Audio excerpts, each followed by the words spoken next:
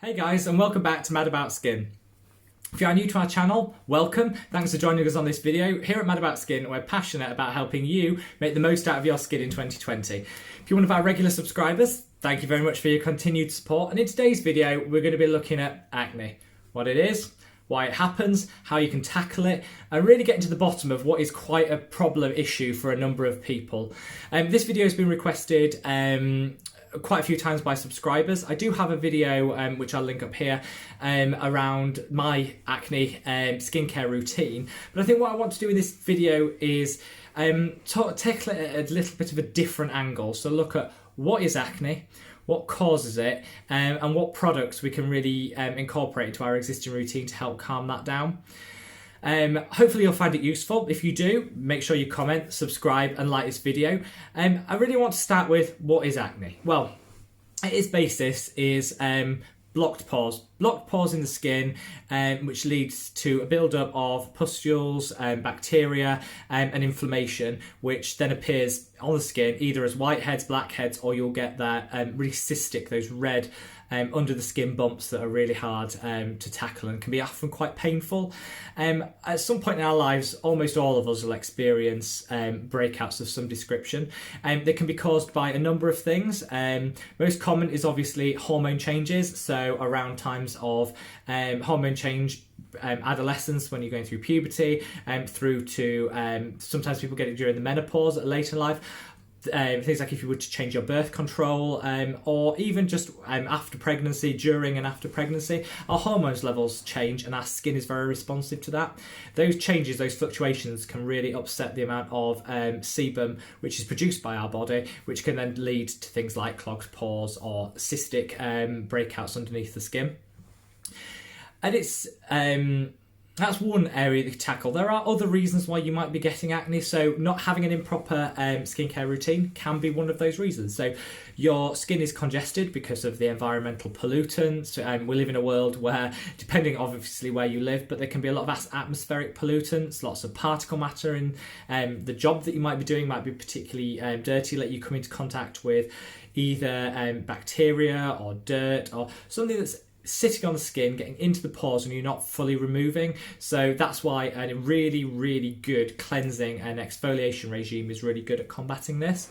And then, of course, thirdly, can be things that it can be driven by allergic reactions. So you might have a reaction to a product, to a food that you're consuming, something that you're applying to your skin, and that's really going to drive that reaction in your skin, where it's just a way of the body reacting to something that it doesn't agree with, normally in the form of inflammation in that case, but you can redness, inflammation, but you can get whiteheads, blackheads as a result of that.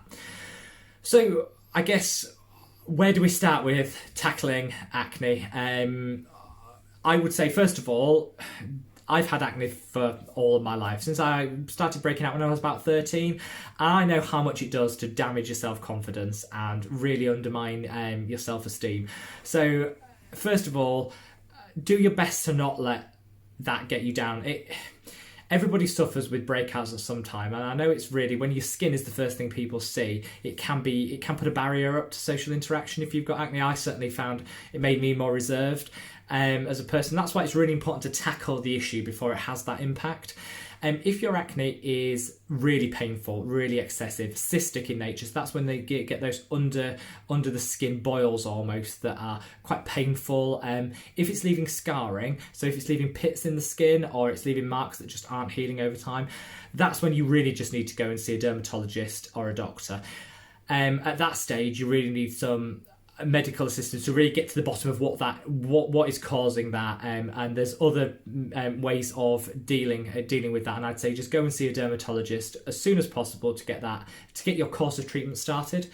What we're going to deal with in this video is how to tackle the other forms of acne, those that might be environmentally linked, might be reactionary, or might just be lightly hormonal. Those are the ones that you can actually have an impact on using topical ointments available over the counter.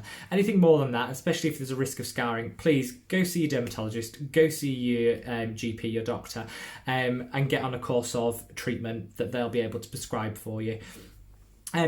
Before we get into products, I always say as well, you need to set your expectations with products. So products do take time to work. So in the case of most acne medications or topical applications, I think 12 weeks is a realistic time to wait until you start seeing results. They're not going to happen overnight. These things do take time to work on the skin. And I always say, if you want to get the best results, go in at a lower concentration and use it for longer. Don't go in at the highest strength possible. See all the impact on your skin, the reaction, the redness, the peeling, the things that are going to put you off continuing with that treatment. Don't go in with the highest. Start with the low concentration and gradually build up your tolerance and use it in the long term. That's when you'll see the best results.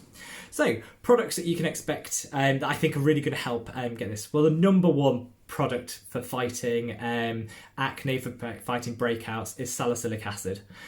It's a fantastic BHA. Exfoliates the skin. It is drawn to oils, so it'll pull out that sebum. It'll really help to break down the dirt and the debris that are in your skin and release that from the pores. So it'll help really declog, decongest your complexion and your skin. It comes in many forms.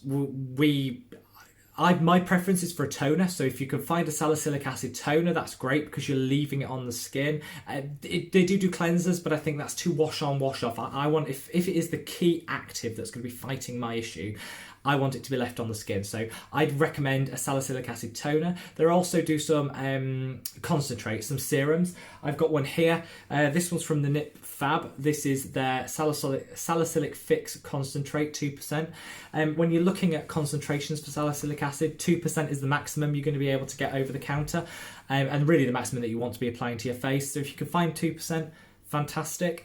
With this product, you might get a light tingling, nothing more than that.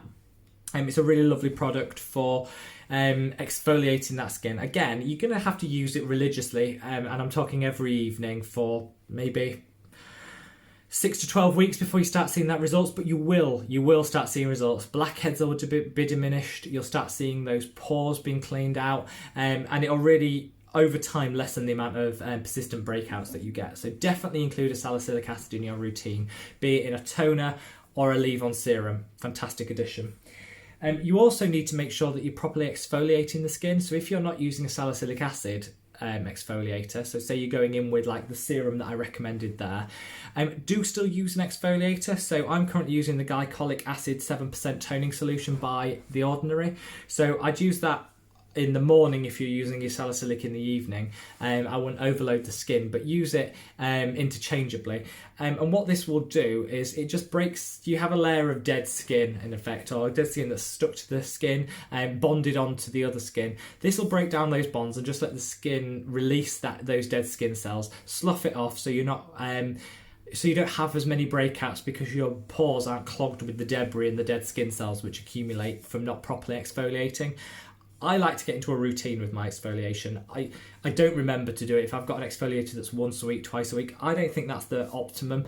I personally would go for a weaker exfoliant and be able to use it every single day, because that way it gets into your routine, it becomes part of the habit, and you don't forget to use it. But also I think you build up a better result because you're removing some of that dead skin every single day and increasing that cell turnover.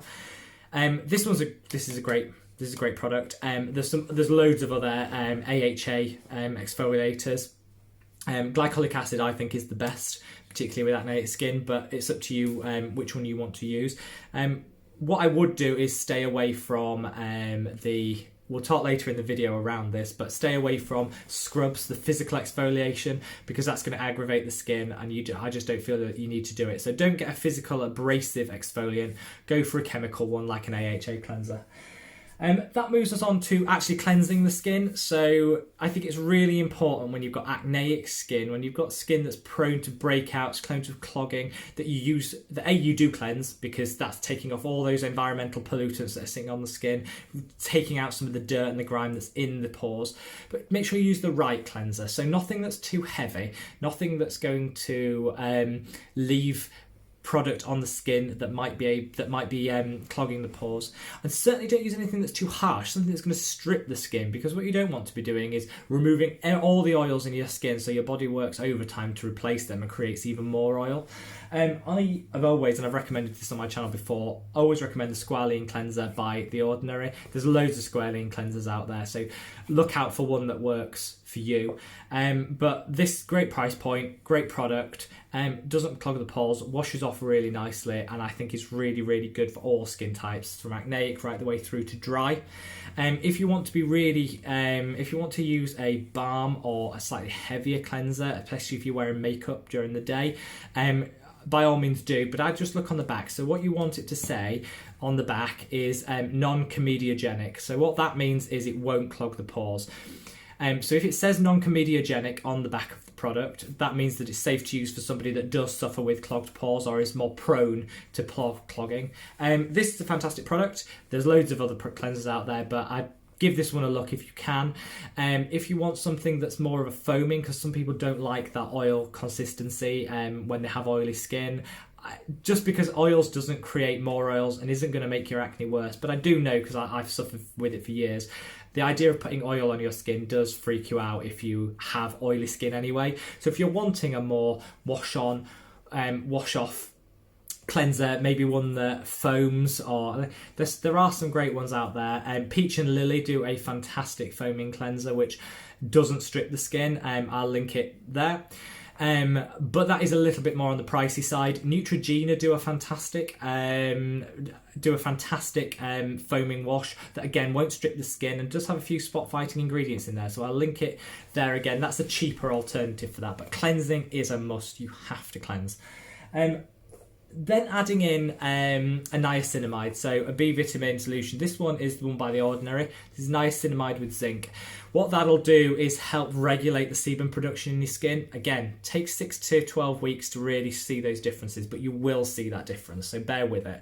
This one's got added zinc in it, which is fantastic at spot fighting, so get a niacinamide solution. There's loads of them out there. This really came to the fore about 2 years ago in terms of skincare. Now everybody's doing them. I use The Ordinary because it is just niacinamide in its purest form. There's no fragrances, there's no preservatives, there's no what I call nasties in there, things that you don't need that risk aggravating your skin. Fantastic product. Really cheap. Here in the UK it's about £6, so about $8. Fantastic product. I would definitely look that up, or another niacinamide solution. Add that to your routine. And finally, moisturizing. So I know, because I've done it with my younger years, when you have acneic skin, when you have acne, when you have breakouts, it doesn't feel logical to be putting creams on top of that. You want to let your skin breathe. However, you do need to moisturize. So I always say, once you've done these treatments, especially if you're using a retinol, which will be one that will be prescribed by your dermatologist, or which you can get over the counter if you're in the US. So a really good product is the adapalene. So it's a differin gel. It's an adapalene retinol. Fantastic product.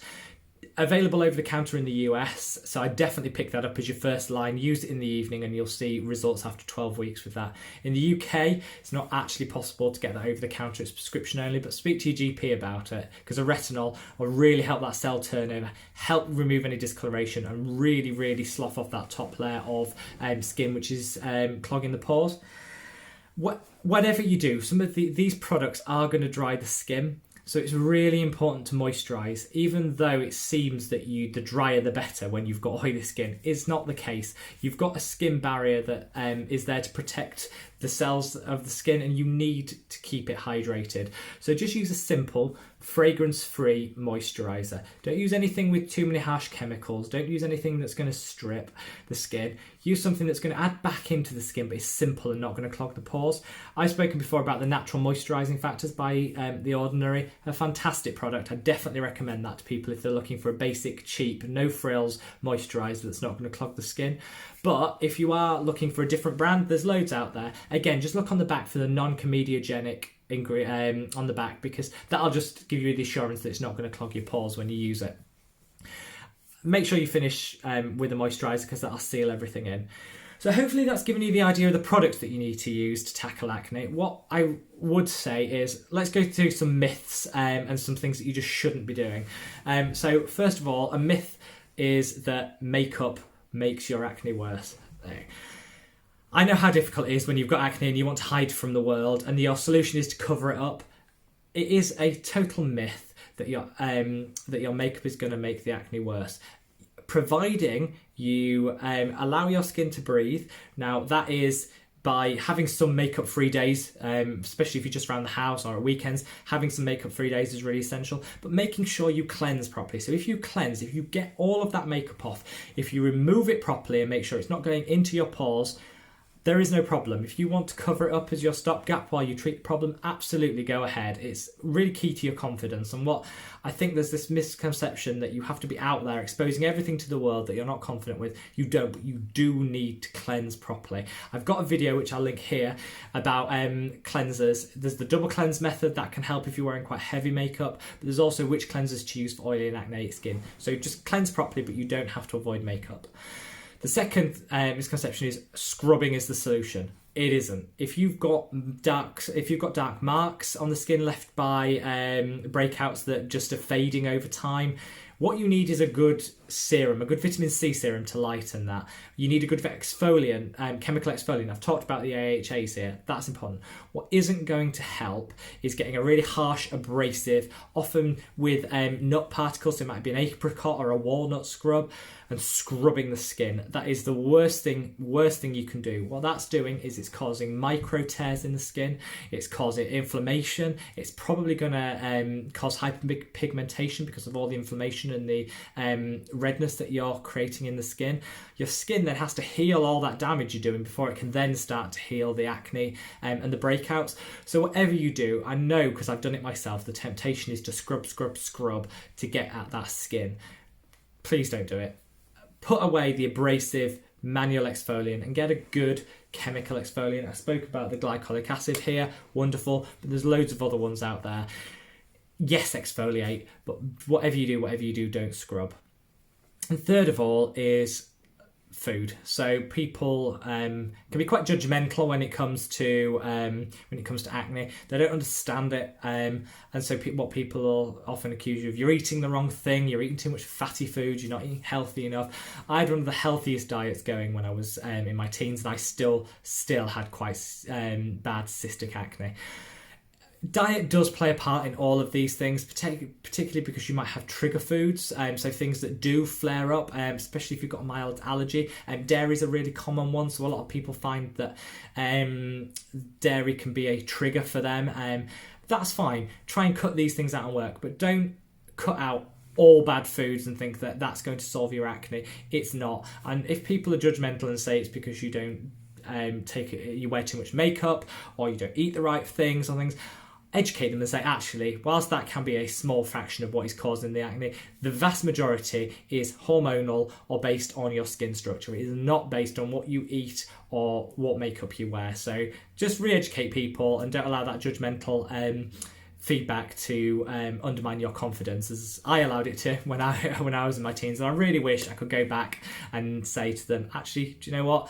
It's not something I'm doing wrong. It's just I need to find out the right routine and seek professional help if that's required to deal with the problem. It's not you that's doing something wrong. So I just want you to bear that in mind.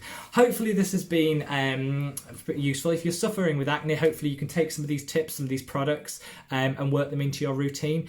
If you're not suffering with acne and you've just watched this, I hope you'll have a more open mind about what is causing it, and be mindful that we can get acne. People see it as a teenage issue, but it can go right the way through our life, because there's hormonal troughs and changes throughout our lives, and that's one of the key drivers of acne in our skin. So be mindful, open your eyes to what could be causing it, but also, like I say, seek help.